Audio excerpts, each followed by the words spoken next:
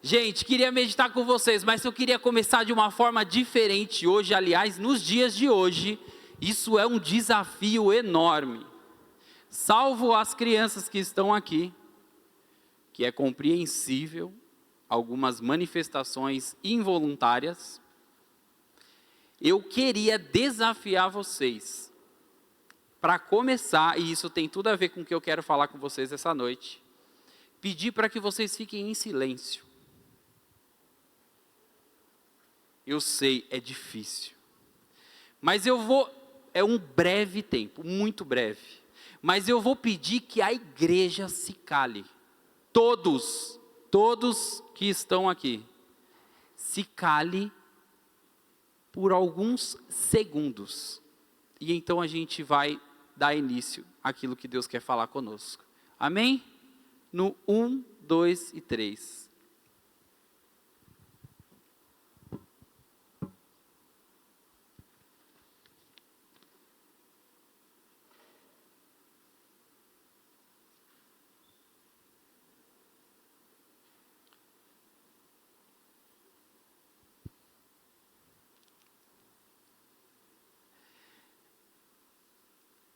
Nós nos despedimos do Luan no começo desse ano. Eu voltei de viagem correndo para participar e celebrar, e vocês vão entender o porquê, celebrar a partida do nosso amigo Luan.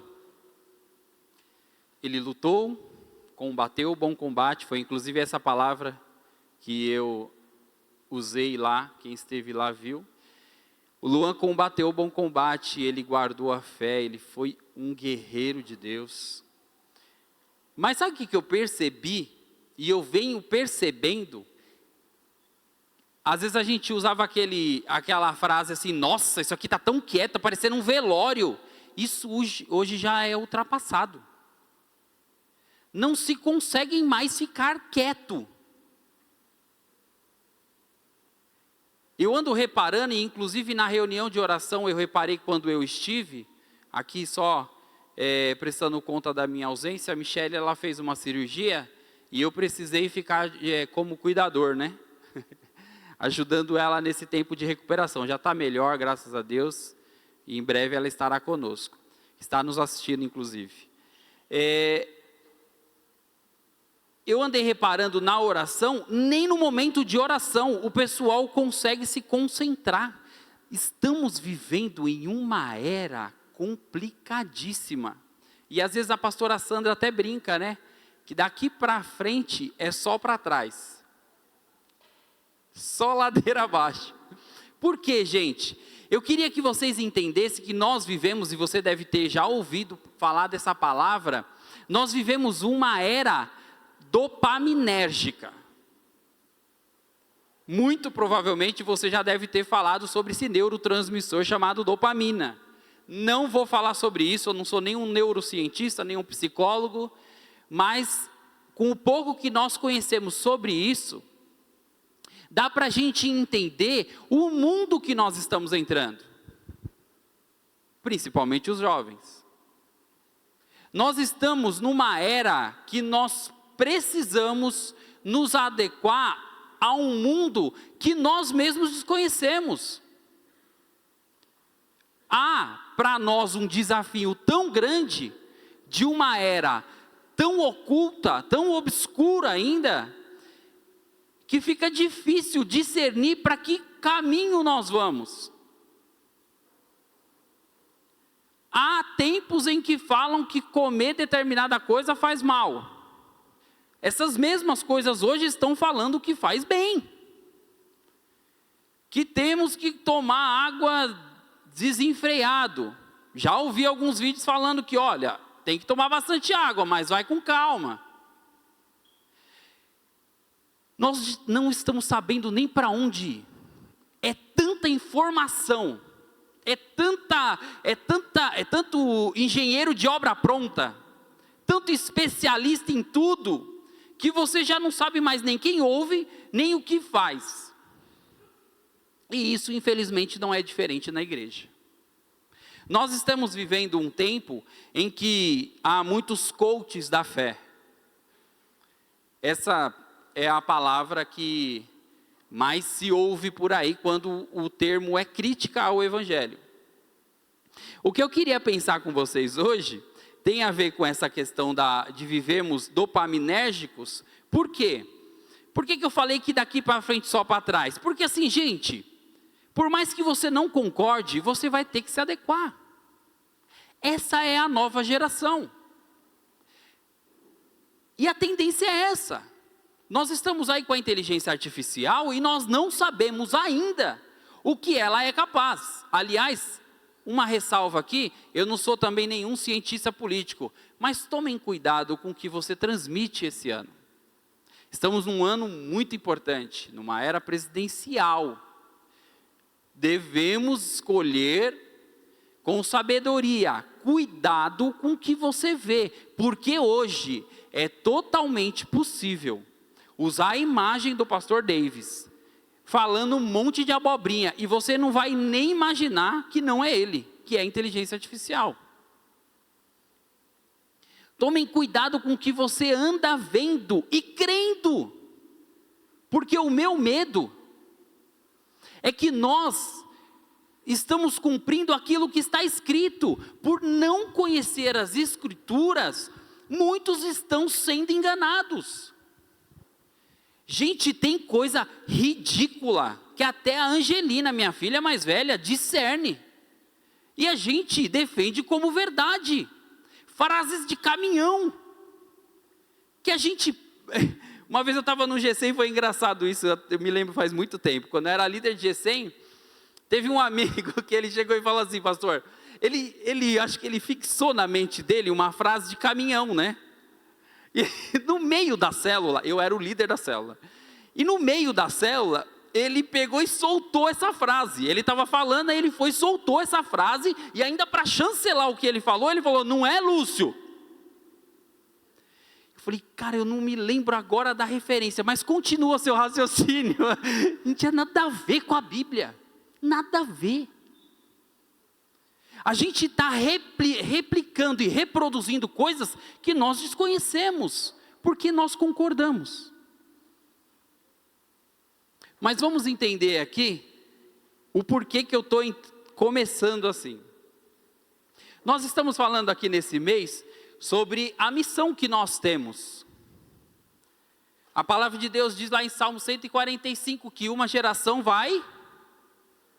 Vocês lembram o que a gente está falando? Uma geração,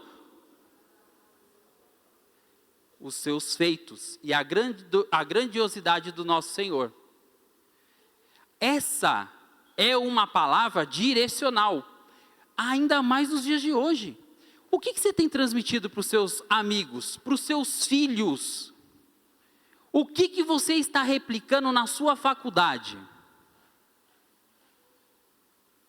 Qual é o texto das Escrituras que você tem usado como rema para este ano de 2026? Para uma geração ensinar a outra, a pergunta é, ensinar o quê? Você já se fez essa pergunta? E por que o do silêncio? A gente precisa, tem até um louvor que fala isso, a gente precisa calar todas as vozes dentro de mim, alguma coisa assim fala esse louvor. A gente precisa calar as vozes ao nosso redor, para que o Senhor fale conosco através da palavra dEle. A gente deixou de buscar as Escrituras Sagradas, e nós estamos buscando em homens palavras sagradas. Não se lê mais a Bíblia. A gente lê livro de todas as espécies. Eu não quero citar para não fazer nenhuma crítica. Mas qual é o tempo das Escrituras em que você lê a Bíblia sem um norte? Apenas com a direção do Espírito Santo? Vamos ler, o texto de Salmo 145 é o que nós estamos tratando. Mas eu quero falar do 144. Como nós estamos com tempo curto e a gente precisa ser aqui bem objetivo, Eu citei alguns pontos e vou ler os demais versículos. São 14 versículos, são 15 versículos, mas eu vou falar sobre algum deles, e depois a gente lê o versículo 15. Se o pessoal puder preparar, Salmo 144, versículo 15, nós vamos encerrar nele. Mas uma geração precisa falar a outra que Deus, e é o que você vai ler em Salmo 144, que Deus é quem dá habilidade para nós. Uma geração precisa contar a outra, e isso não significa só de pai para filho, até porque eu não fui alcançado pelos meus pais, eu fui alcançado por pessoas que eu não conhecia, e eu conheci, e essas pessoas me levaram a Cristo. Uma delas está aqui, inclusive é o Marcelinho, o pai dele, que me levou a Cristo. Eu conhecia o Marcelinho, nós éramos amigos, e o pai dele me conduziu a Cristo, não foram os meus pais. Então a geração que conta a outra geração, não necessariamente é pai e filho. E você tem essa responsabilidade. A gente precisa entender, e as gerações vindouras precisam entender, que nós temos em Deus um porto seguro. Está lá no versículo 3 e 4, que nós somos indignos, e nós somos passageiros. A gente vai ver também no versículo 9, que nós devemos entoar a Deus um cântico novo. Gente, eu estou falando das escrituras aqui, eu estou no Salmo 144. Eu ia ler, mas é muita coisa, não vai dar para o dia de hoje. E aliás, eu não vou conseguir prender nem a atenção de vocês para isso. Há vários estudos que estão mostrando que o nosso tempo de atenção, ele está diminuindo a cada vez mais. E isso não é mais só sobre a Bíblia, sobre a leitura física. Isso é sobre o tempo em tela. Você não consegue ficar muito tempo no computador em uma tela só. Agora tem duas telas, onde você vê uma coisa e vê outra, responde tem uns, até o Felipe está aqui, o Fê está aqui, ó. O Fê também trabalha com duas telas, né, Fê? De computador, de monitor. Aí, geralmente o pessoal da área de TI precisa disso. Mas é uma tela para uma coisa, uma tela para outra, o celular ligado, e às vezes tem até o outro celular que é da empresa. A gente não foca em nada. Nossa atenção está cada dia mais se esvanecendo. E o que uma geração conta para outra? Calma. Essa semana, quando eu estava voltando da oração,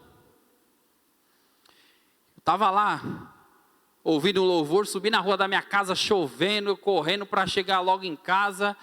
Eu bati o retrovisor do meu carro no cotovelo de um cara na rua. E aí eu pensei comigo, falei, nossa, deve ter doído, né? Mas só que o cara, ele estava saindo do bar, e ele foi para o carro dele, aí a minha rua é bem movimentada, ele foi para o carro dele, e ele já chegou abrindo a porta e entrando no carro. E eu passando, eu não imaginei, eu pensei que ele ia esperar. Só que ele abriu e pum, bateu o cotovelo aqui no retrovisor do meu carro. Eu parei o carro, era em frente a um bar. Eu parei o carro, já tinha até passado na velocidade que eu estava, eu parei o carro, fiz a manobra e dei ré, fiz a manobra e voltei. Quando eu estava voltando, os caras do bar já começaram a sair.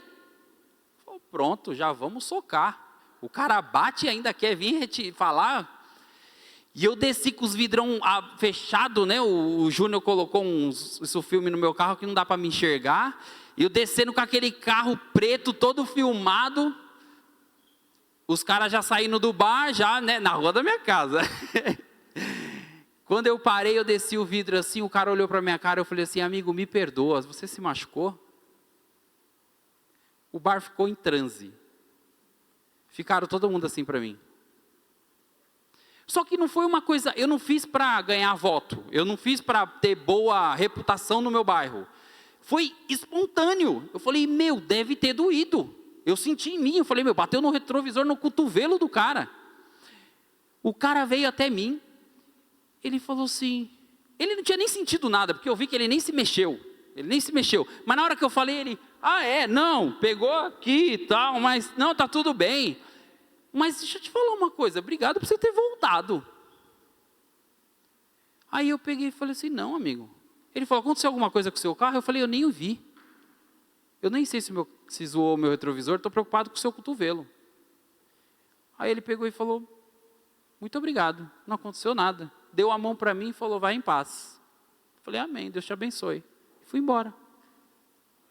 A gente vive numa era que o simples é absurdo. E nós precisamos ensinar isso para as próximas gerações. A gente precisa saber se relacionar, viver em comunidade, porque hoje o celular é o que impera. Eu lembro que quando eu me converti, eu era dos que achava que a gente tem que, não, eu tenho que ir atrás dos meus direitos, não, porque eu estou certo, eu sou crente, mas não sou tonto. Aí até um dia que eu estava na Comunidade da Graça, sede, e eu vi o pastor Antunes pregando sobre Colossenses, coçando a barriga, e falou, olha, vocês morreram, e a vida de vocês está oculta em Cristo. Morto não tem direito. Por isso eu tenho dificuldade com essa coisa. Não, eu não lembro, fleumático, eu sou não sei o quê. Gente, nós somos o que a Bíblia diz que nós somos. E a Bíblia diz que aquele que crê em Jesus precisa negar a si mesmo. Se o seu jeito, Pedro, é estourado, você vai ser crucificado de cabeça para baixo. Deus vai te provar naquilo que você tem dificuldade. Porque Ele quer que você avance, que você melhore. Se a sua atenção hoje, as estatísticas mostram que 10%, pelo menos 10% dessa nova geração vai ter que procurar ajuda médica por conta da atenção. Déficit de atenção. Pelo menos 10% das pessoas, porque as pessoas não conseguem se concentrar, as pessoas não conseguem estudar, e isso está trazendo problemas para a sua casa, para a sua família, para o seu trabalho. E qual que é o problema? O problema é que o neurotransmissor chamado dopamina, que ele é ativado quando a gente vê as redes sociais, quando a gente vê essas mídias, a internet, ele é ativado de um jeito no nosso cérebro que é comparado ao vício em drogas. Quem tem aqui Facebook e Instagram, levanta a mão. Quem tem WhatsApp, Facebook e Instagram, levanta a mão. Quem não tem nenhum, nada disso, levanta a mão. Nada, é isso aí. É isso que eu esperava. Ela não tem. Por quê? Gente, não tem como mais. Todo cliente que eu recebo no colégio fala assim para mim. Eu sempre pergunto, né? Mas como você chegou através de nós? Lá no meu colégio só 2 coisas. Eu nunca investi em internet, Facebook, nunca investi em nada. Quem faz as coisas lá do colégio é a Michele, ela pega as fotos lá, vai e faz. Por isso é bem simplesinho as nossas redes. Todo cliente que eu recebo é por 2 motivos. Eles chegam e falam assim, eu vi vocês no Instagram. E o outro motivo é, eu ouço falar muito bem de vocês. A gente precisa focar nisso, entender que as pessoas vão falar da gente, não precisa ir lá nas redes, se mostrar. Eu não estou, só para reforçar, não sou contra o Instagram, não sou contra o Facebook, nem o WhatsApp, eu acho que tudo é válido, usado com moderação. Mas a gente está vivendo muito isso. Se você pensar que o seu dia está sendo dizimado pelas redes sociais, e você está contando para as próximas gerações que isso está certo, não está. É bom que esteja gravado, que vão ver que daqui uns anos, isso vai ser uma epidemia. E eu não estou sendo chato, gente. Eu também corro os mesmos riscos e vícios. Mas a palavra de Deus diz que a gente, a gente, como sujeitos geracionais, precisamos alertar essa nova geração. Olha, as redes sociais é boa, é uma bênção, mas a gente precisa voltar para isso daqui, ó. Bíblia. Se a Bíblia não tomar o seu tempo, desculpa, você vai ter problemas, muitos problemas, inclusive clínicos. Vai ver o seu grande problema neurológico, o seu grande problema emocional, tá? Porque você abandonou as Escrituras Sagradas e o tempo de oração com Deus. Isso nós temos que transmitir para as próximas gerações. Temos também, eu lembro agora, eu até coloquei aqui, que a experiência que eu tenho com a minha filha mais nova, né, foi quando a Michele comprou o exame para fazer de farmácia, né, para ver o teste de gravidez. Espontâneo, foi uma coisa, por isso que eu acho que foi bem legal, porque foi espontâneo. Enquanto a Michele foi ao banheiro fazer o teste, a Mel pegou a minha mão e a mão da Angelina e falou, ajoelha aqui, ajoelha aqui. Eu falei, por quê, filha? Ela falou, não, porque a gente vai orar. Aí eu falei, mas vai orar para quê? Aí ela pegou e falou, tipo assim, na minha cabeça, já está consumado, se tiver que orar, já não tem mais o que fazer. Mas para quê? A gente vai orar para a mãe estar grávida. Aí eu até brinquei com ela, mas e se eu não quiser? Aí ela, não, ora para ela estar grávida, ora para ela estar grávida. Eu falei, tá bom, então vamos orar. E aí nós três dobramos o joelho, enquanto a minha esposa foi no banheiro fazer o teste, e vocês sabem que o teste deu positivo. Mas o que me chamou a atenção, uma geração está mostrando para outra quais são os caminhos. Eu não pedi para ninguém orar, aliás, a minha oração era, Senhor, que ela não esteja grávida.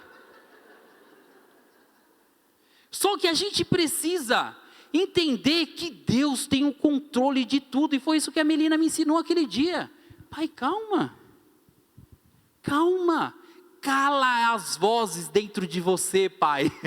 Se ela pudesse traduzir, ela disse isso para mim, cala as vozes dentro de você. Deus está cuidando de tudo. Vamos ler o versículo 15? Você projeta, por favor?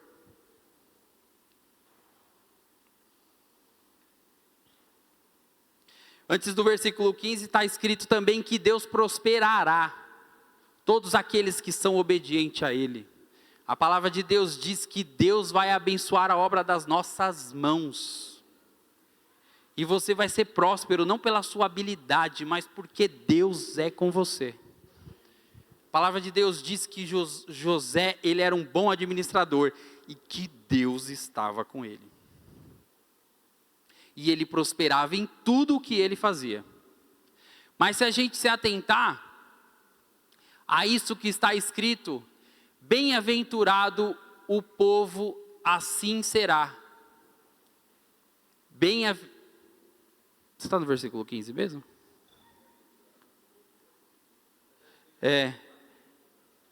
144, 15. É que está um pouquinho diferente aqui. Bem-aventurado o povo assim abençoado. Bem-aventurado o povo cujo Deus é o Senhor. A geração sua contará para as próximas gerações que você é bem-aventurada, porque o seu Deus é o Senhor. Caminhando para o final aqui, eu acho que o grande problema que nós temos das redes sociais é que ela está dominando o nosso tempo. Se você for calcular, uma pessoa em São Paulo hoje, uma pessoa normal, que durma aí entre 6 e 8 horas, e trabalhe no centro da cidade, só entre trabalho, entre a distância, essa parte de se locomover até o trabalho, trabalhar, voltar para casa, fazer as tarefas domésticas, tudo isso daí, o seu dia foi embora. Agora tem um negocinho lá nas redes sociais, lá uma configuração, que dá para ver o tempo que você ficou em tela. Ouse ver quanto tempo você gastou do seu dia. Só para dar um tapa na cara e comparar com o tempo que você investiu com o Senhor. Eu não vejo problema nenhum. Eu só acho que nós estamos criando um problema. E se essa geração não mostrar para a próxima que as redes sociais, sendo usada da forma que está hoje, é doentia. A internet. Essa semana minhas filhas jejuaram. Alguns que devem nos acompanhar aí nas redes sociais devem ter visto que as minhas filhas jejuaram as telas. Adivinha de quem foi a ideia? Porque se for a fome, pasme vocês, as minhas filhas ficam na tela o dia inteiro, elas não têm fome. Elas nem lembram de comer. Se eu deixar o celular na mão delas, elas nem lembram de comer. Eu falo, então, o sacrifício não é a comida. O sacrifício é a tela. Irmãos, que guerra que foi lá em casa, esse jejum de telas. Porque elas tinham que acordar, fazer devocional, tinha que orar, tinha que ler a Bíblia. Aí ela fazia desenho, aí ela brincava com o Noah, e de repente ela olhava para mim, pai, não tem mais nada para fazer. Só o período da manhã. E detalhe que elas acordam 8, 9 horas. Nas férias A gente está sendo tomados por essa nova era. Mas o convite do Senhor para essa noite é que nós retomemos as boas obras, as velhas obras. Eu não quero ser retrógrado aqui. Eu não quero passar uma imagem de que eu sou uma pessoa antiga, que é uma pessoa. Não quero. Mas a gente precisa entender que tem muita coisa do passado que não pode ser esquecida. Eu lembro que a gente estava num acampamento com o pastor Wagner, um acampamento de jovens. Naquela época não tinha o celular como tem nos dias de hoje. E ele fez uma dinâmica muito legal. Ele colocou os meninos, numa tarde, para fazer uma música elogiando as meninas. E as meninas fazerem uma música elogiando os meninos. E isso seria cantado lá na frente à noite, na noite de gala, que nós tínhamos no acampamento de jovens. Gente, eu nunca ri tanto na minha vida. Saía cada coisa, e foi um tempo maravilhoso, entre que teve criatividade, teve aproximação, conhecia gente que eu nunca tinha conversado na igreja, porque eram todos os homens de um lado e todas as mulheres. Lógico que dos homens ficou muito melhor, é óbvio, os homens ganharam essa noite, mas, era muito engraçado as coisas, os caras pegaram o violão e então, o que a rede está fazendo? As redes estão fazendo. O que a internet está fazendo? Está roubando de nós criatividade, tempo juntos, na mesa. Não se conversa mais. É só celular.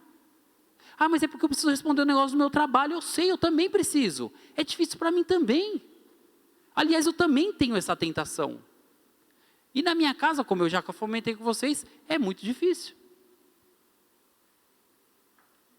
Mas todos nós precisamos ensinar as próximas gerações a lidar com isso.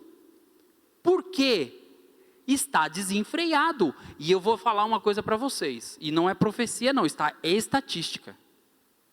As pessoas que souberem lidar com isso daqui, vão se destacar no mercado de trabalho.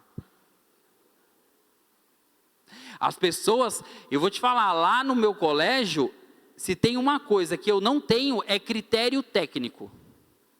Não estou preocupado se a pessoa já deu aula, eu só tenho que ter feito a faculdade, porque é uma exigência até da diretoria de ensino. Mas eu não estou tão preocupado se ela fez Harvard, se ela fez, sei lá, qualquer outra faculdade de nome. A minha preocupação é se ela sabe lidar com pessoas. Se ela sabe lidar com birra de crianças. Porque nós vivemos uma era em que Se uma criança fizer uma birra, a gente não sabe reagir. Por que a gente não lidar com isso? A gente não sabe falar a linguagem das pessoas. Por que eu voltei e pedi desculpa para o cara? Aquele cara pode qualquer dia me encontrar na rua. O meu carro está subindo e descendo aquela ladeira pelo menos umas 10 vezes por dia. Você sabe qual que era o meu maior medo? Não era de tomar uns tiros dele, não. E nem de apanhar. Meu medo não era esse, não. O meu medo é que um dia eu possa estar de frente para ele, falando de Jesus para ele. Com que cara eu vou fazer isso? Para uma geração contar para outra, a gente precisa dar um bom testemunho. Você é aquele cara do carro lá, né? Pode falar o que você tem para falar de Jesus, porque eu quero ouvir. Não precisa de muito, irmãos. A célula que eu fiz no colégio, no trabalho, na faculdade, essas células não falavam de nada absurdamente teológico, não. Era simples, eu abria em um dos evangelhos e falava de Jesus, ponto. Não falava de religião, não falava de nada. Porque hoje não precisa de muito. As pessoas estão tão carentes e tão artificiais, que um bom dia muda vidas. Então, quando a gente lê o texto, que uma geração contará a outra geração, as coisas que o Senhor tem feito, as obras que o Senhor tem feito, tem a ver com isso também. Precisamos tomar cuidado. Qual que é a linguagem de vocês, jovem, hoje, para abordar alguém na rua? Mas a gente tem que usar uma linguagem nova. Tudo bem, mas é uma geração dopaminérgica que vive atrás de sensações, de arrepio, de TikToks e de... para! Isso não impressiona ninguém. Tem uma menina aqui dessa igreja que eu acompanho ela é bem jovem, e eu acompanho ela nas redes sociais, mas eu fico impactado com ela. Eu não vou citar o nome, lógico, mas a menina comportada, menina nova mesmo, comportada, prega, toda vez que ela abre aquela rede, ela prega. Esses dias ela estava na praia, aliás, não sei nem se é esses dias, eu sei que ela colocou uma coisa lá que ela estava na praia, só mostrava o rosto dela, não ficava fazendo nada. Vocês lembram que eu preguei no último vídeo? Era assim. O que a nossa geração está passando para outra? Aquela menina ali, quando abre o Instagram, é para falar de Deus. Aquele ali, quando vai para a faculdade, se alguém pisar no pé dele, ouve de Deus. E é isso que nós vamos fazer como cristãos, porque a palavra de Deus diz que a gente tem que transformar essa geração pela renovação da nossa mente. Amém? E aqui eu queria finalizar com esse versículo. Se puder projetar, por favor, Josué 24:15. Eu até coloquei aqui ele todo no meu esboço. Josué 24:15.